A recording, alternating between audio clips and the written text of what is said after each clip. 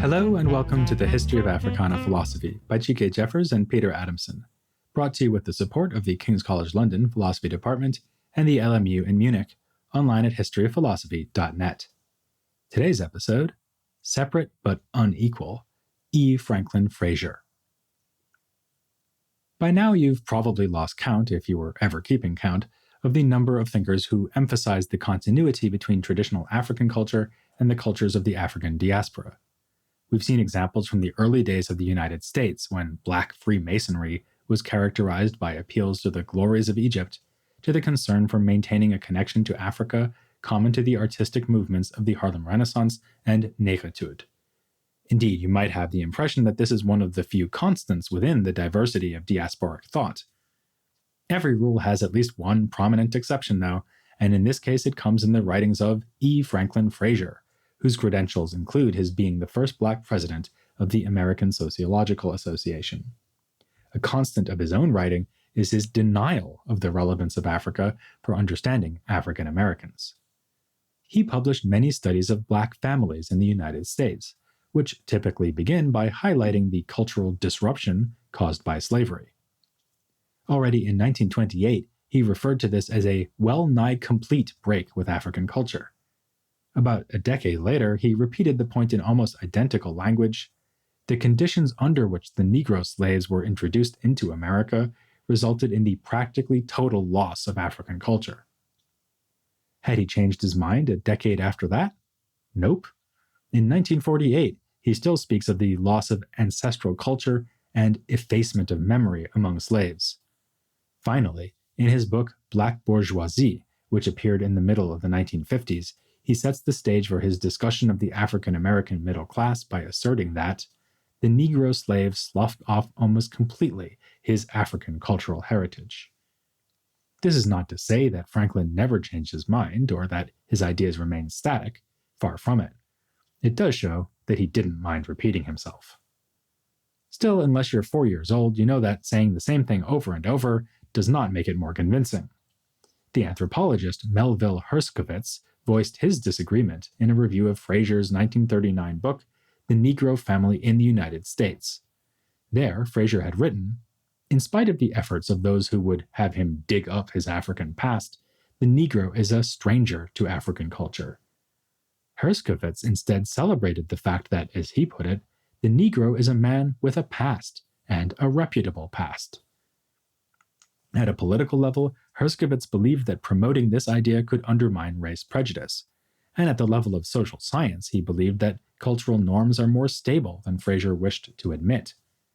Frazier would have said that this underestimated the uniquely disruptive nature of enslavement and transport to North America. In particular, the structures of family life were torn apart, with wives separated from husbands and children taken from their parents. For Frazier, this meant that the study of the Negro family had to start from a tragic new beginning on southern plantations. There's a certain irony here, given that Herskovits was a white man from Ohio, whereas Frazier traced his descendants to the Igbo people and could even remember his grandmother speaking a few Igbo words. But Frazier was not taking his cue from his own family history. He was trying to show how the new situation of enslaved people had shaped their culture. He argued that it led to what he called a disorganization of family life, and also a tradition of matriarchy, since children, by necessity, identified more with their mothers than their often absent or unidentified fathers. The effect would have been especially prevalent among those who were forced to work in the fields, who were subjected to greater family disruption than so-called house slaves. According to Frazier, the relatively favored latter group, along with free blacks who were often lighter in skin color, were the progenitors of the black middle and upper classes. He would spend much of his career describing this group, culminating in the aforementioned book Black Bourgeoisie, which savagely criticized the black middle class for its lack of culture and lack of solidarity with other members of the race. It was a divisive publication, at first cautiously published only in French. This was in 1955, the year Présence Africaine published Aimé Césaire's Discourse on Colonialism, another work of Africana thought in French, calculated to make people squirm. In the preface of the subsequent English edition of Black Bourgeoisie, Frazier notes with evident pride that working-class Negroes stopped him in the street to shake his hand for writing it, whereas well-to-do African Americans were furious, with one saying it would set the Negro race back 50 years. Frazier was no stranger to causing controversy. Decades earlier, he made a name for himself by publishing an article called The Pathology of Race Prejudice, in which he compared racism to a mental disorder. White Southerners could not think rationally about black people suffering as they did from a Negro complex. This provocative piece got Frazier chased out of Atlanta, where he was living at the time, in 1927. He wound up in Chicago, where he studied sociology under Robert Park, a pioneer in the field of race studies, whose approach informed Frazier's own work, which he did while working at Fisk University in Nashville and then Howard University in Washington, D.C. Howard is where he had studied as a young man, and his professors there included Alain Locke. Frazier also spent some time teaching math at Tuskegee, where he bridled against what he saw as the anti-intellectual tendencies instilled there by Booker T. Washington. He would later claim that he was forbidden to carry books around on campus, lest anyone get the wrong idea, and tell of how he kept a bale of hay in his room to prove his commitment to the Tuskegee ethos of honest, simple work. When his students asked him what it was for, he replied, "For asses to eat." Once he found his vocation as a sociologist, Frazier placed great emphasis on the complex interaction of economics and culture. The sifting of Black America into distinct classes was a prime example. This was clearly a case of economic stratification, a tendency that increased with the migration of Black people to northern cities. Frazier distinguished geographical zones within urban areas where African Americans lived, corresponding to socioeconomic classes. He argued that the origins of the stratification could be traced to the days of slavery, with the way that those house slaves on plantations had absorbed the manners and attitudes of their masters and the preference for lighter skin. Frazier points out that although free mulattoes were not white, they could thank God that they were not black. He argued that segregation had turned the Black community into a self-contained miniature version of America as a whole, separate but unequal. In his study of the socioeconomic stratification of Harlem, he concluded, "Where a racial or cultural group is stringently segregated and carries on a more or less independent community life, such local communities may develop the same pattern of zones as the larger urban community. But if Black society reflected American society as a whole, it did so in the manner of a funhouse mirror, or as Frazier himself put it, a prism. American values were refracted and distorted under the warping influence of segregation." He remarked that the very existence of a separate Negro community with its own institutions within the heart of the American society is indicative of its quasi-pathological character. The isolation of the Black community kept its working-class members from finding common cause with white workers, which would be in their mutual economic interest. But the problem was not merely the brute fact of separateness. Frazier lamented pathological tendencies among the working-class folk whom he often designated as the Negro masses.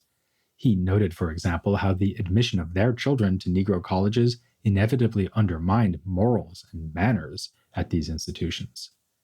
In the cities, too, segregation made it impossible for the higher socioeconomic class to move away, quite literally, from undesirable persons, causing pernicious influence even among the wealthy.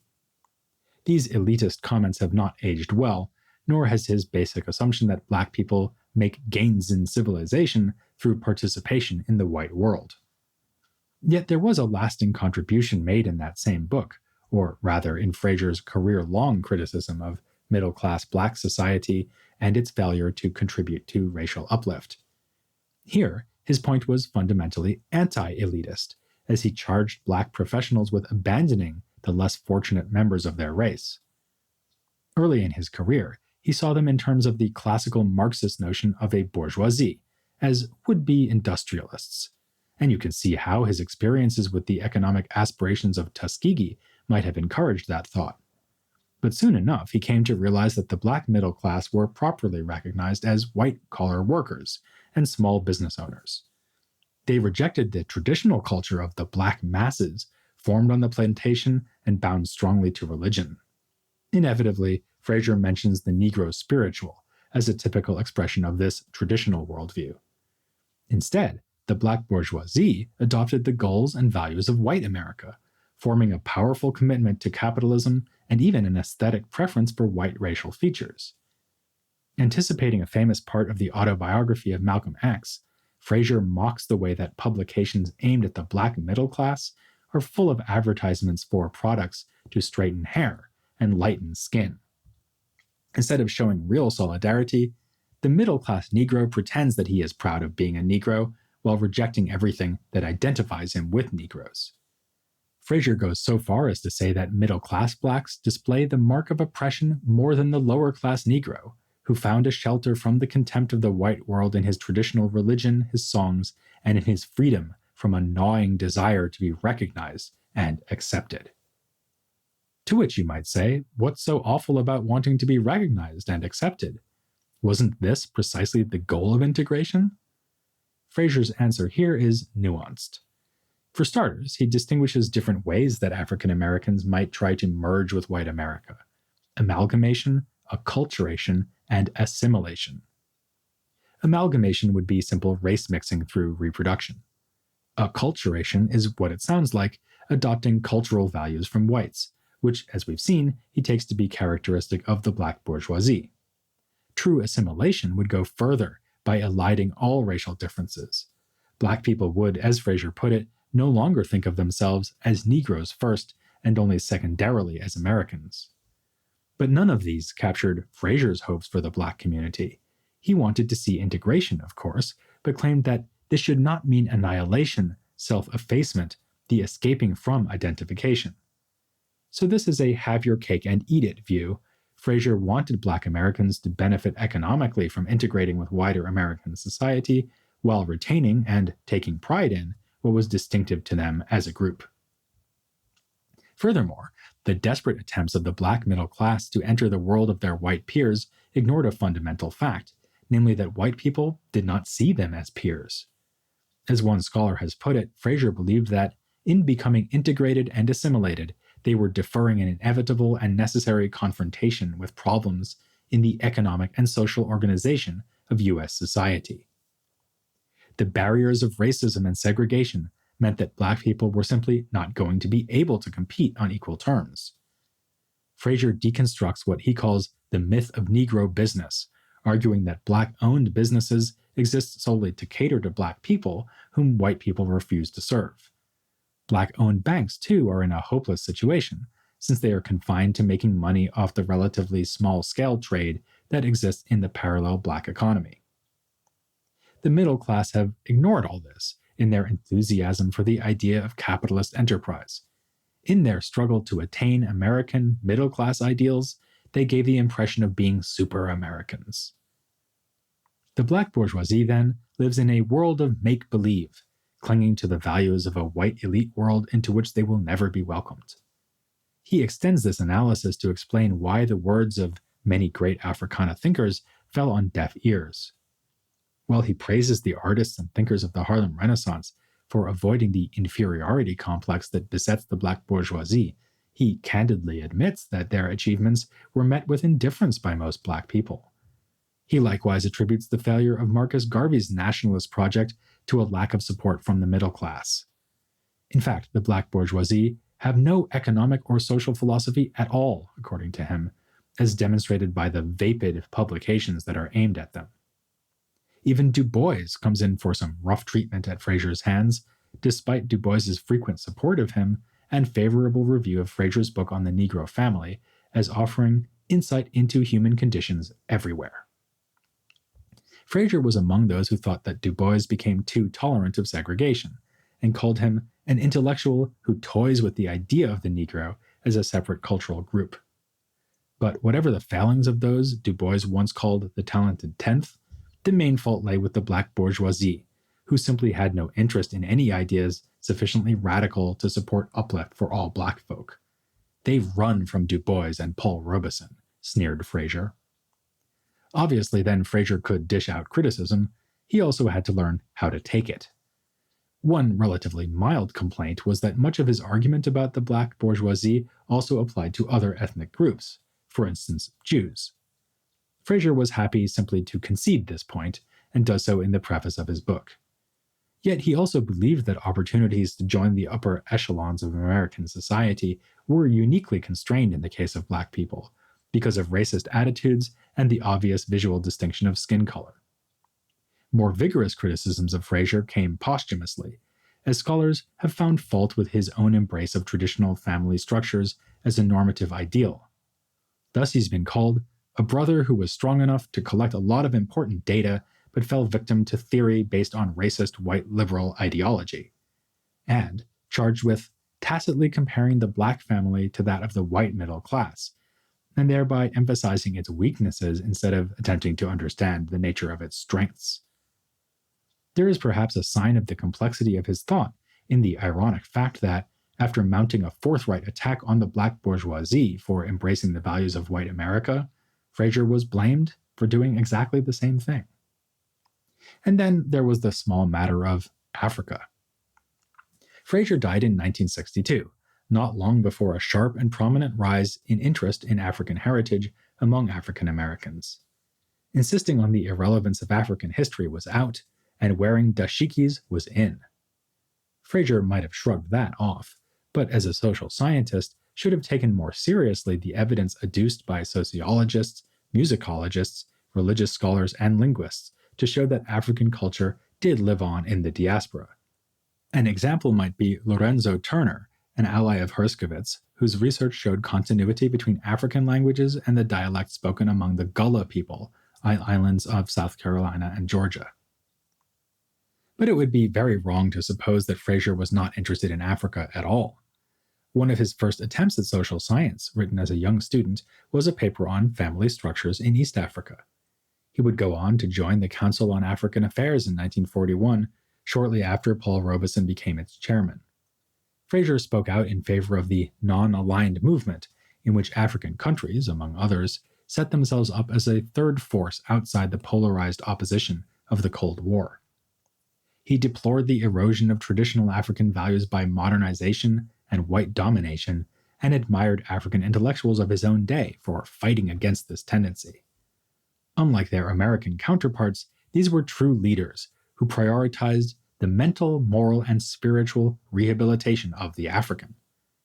Though he did not think that African culture was crucial to the history of African Americans, he was convinced that the African Americans of his day could look to Africa's present for a model of effective leadership of the sort that was so lacking in America. Eloquent testimony to this is a present given by Frazier himself. He bequeathed his personal library to Kwame Nkrumah, the philosopher and leader of Ghana. We're going to follow his lead in episodes to come, when we discuss Nkrumah and a number of other African thinkers from the middle of the 20th century. Next time, though, we're going to consider a scholar who had his own ideas about turning to history. We've already had a chance to talk about his book, Black Jacobins, a famous analysis of the Haitian Revolution, back when we dealt with that seismic event in Africana history. But that was only part of the earth-shattering achievement of C.L.R. James. We quake in anticipation of telling you all about him in the next installment of The History of Africana Philosophy.